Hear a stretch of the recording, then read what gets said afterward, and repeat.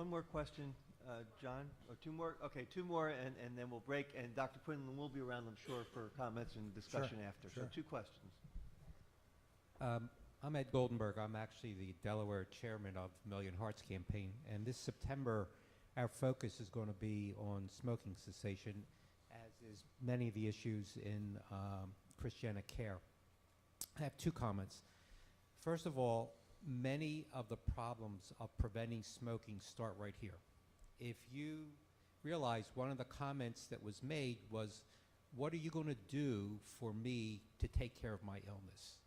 We as clinicians and scientists have not really emphasized the fact that it's not all our responsibility, that it's responsibility of the individual to be responsible for the care of themselves. The other thing, in many of the research projects that were talked about, the money was spent to detect people who already had lung cancer, who already spent 30 years smoking. Why, as researchers, don't we decline those types of things, take that money to do things that will really be prevention? Prevention is talked about but not practiced, nor is it particularly funded. Thank you. John, did you have a question? So, Jonathan Kirch with the American Heart Association. I don't see you, just for a second. Where are Oh, you? hi. Oh, well, there you are. Okay. Hello. That's a lot of lights. Yeah.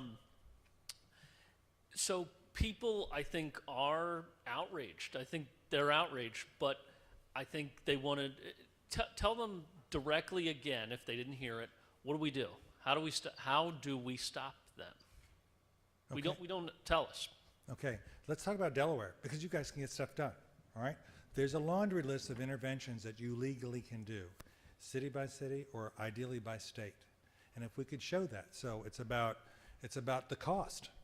Make it extremely expensive. And you can do it in the right way. You know, you don't just steamroller people. You don't say, here's what we're going to do to you. You know how to build coalitions and do that. So it's coming from, it's the grassroots part. We want to solve this, right? And make sure that money then is said fairly. Look, I know it's tough for you, so here's, we're going to help you. We're going to do like the Scott class in Louisiana. It's free. All you have to do is, what you have to do is participate. And by the way, you will fail 8 or 9 or 10 times before you succeed, but as long as you stick with it, you're going to be smoke-free. And that's my goal with the Scott class. If we can stop the kids, and in 10 years, we haunt people until they stop and take advantage of their strong desire to stop, but their inability to, and overcome that, big difference. So make it expensive, but use it right. Take the dollars from the settlement to make sure we use it right. And then do the things that we know that tobacco loves and stop it. So no, you can't display in public. You have to put them behind. And think of some other impediments too. By the way, in the sales, you know this kills people and those close to you, just so you know, it's highly addictive. And an industry has driven this, and you've been tooled. Do something like that. Make sure it's brown packaging, so it's not attractive. And make sure that there's the fake cigarettes, which are called cigarillos. Make sure they have to be sold in a pack of 20. And then you can also say, you know, remember like liquor control, you can only buy them in certain stores. You could say, if you sell prescriptions, you can't sell cigarettes in that environment. You can have lots of restrictions. That there are so many ideas in this room with really smart people say, you know what, how do we really make lots of obstacles to where people won't be able to smoke? And how do we start talking about creating an understanding of just how villainized the people who promote this should be and how calculating it is, because we've already forgotten. They bought the silence with the settlement. We don't hear this anymore. And we don't say, by the way, here's how they're coming back and circumventing those obstacles for a while. Here are the new products for addiction. And why don't we say with e-cigarettes, by the way, I think they should be illegal. We don't think it's not healthy. It's part of the addiction machine. And by the way, if people do smoke with these things, or it's called vaping, if they vape, the same laws apply to that as they do to cigarette smoke.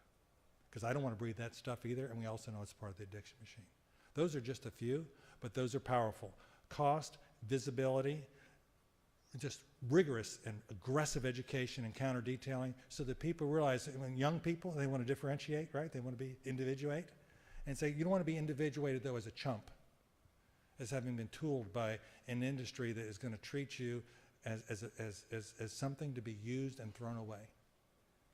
And you can get a lot of mileage from kids who want to use their independence in a constructive way. And we have lots of ways of behavioral health. You know, nothing like a group of kids who are saying, "Are you kidding me?" And how about the people? You know, one reason I remember Malcolm Gladwell said something I thought was very instructive. He says, "Kids don't smoke because smoking's cool. They smoke because the people who smoke are cool." You know, why don't we get Hollywood energized about that? Instead, they sell. I'll use this certain cigarette to promote it. I'll be smoking and show you how cool it is. This is what cool people do. We need to move social consciousness to where, just like it is around issues of race and violence, it's not so cool to do that. We need to get there with that, and we can start here in this state. We don't tolerate that. You give me an example that works, it's contagious, because I think the country's ready to do something about this healthcare crisis, and they're so frustrated because it's so confusing. They haven't gotten down to the basics. It's lifestyles, disease management, and let's stop doing stupid stuff like smoking. With that, Pat, we Thank you. thank you, Dr. Quinlan. Thanks all of you. Brian Raymer and Omar Khan, wherever you are, please come up. Thank you very much. Dr. Quinlan will be here for after the break if you have a few more questions.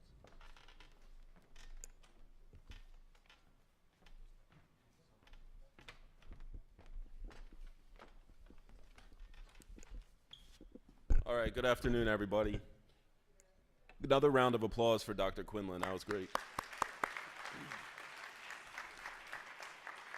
So if that wasn't a call to action, I don't know what is. And I do want to just reiterate here that when we break for our workshops, I want to bring up something that Dr. Quinlan said early on in his discussion, and that is this notion of thinking our way out of the problem, because you know, the money's not there to do it. For the most part, there's a lot of barriers in terms of vested interest, power, privilege.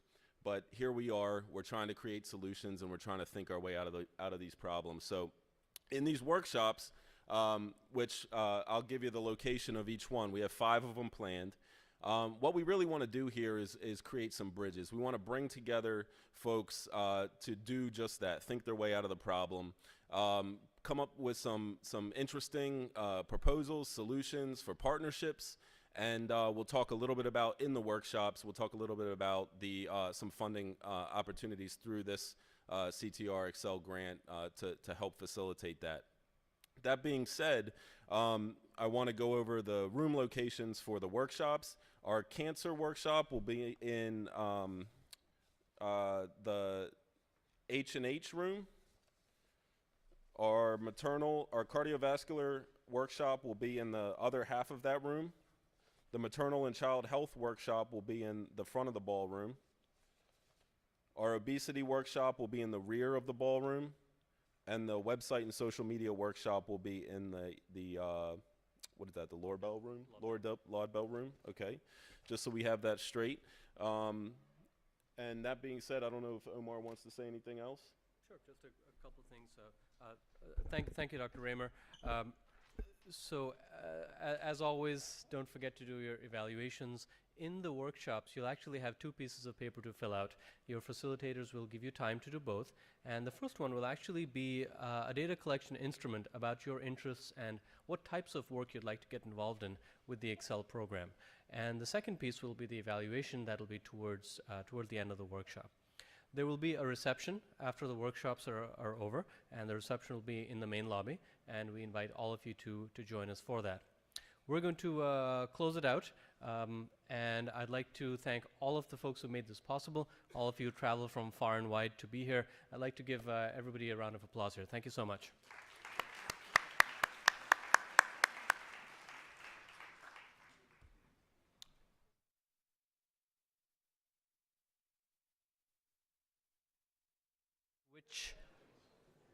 If you have questions about which workshop you are in, please see myself or Jen Passarella, and we'll get you to the right place. Thank you.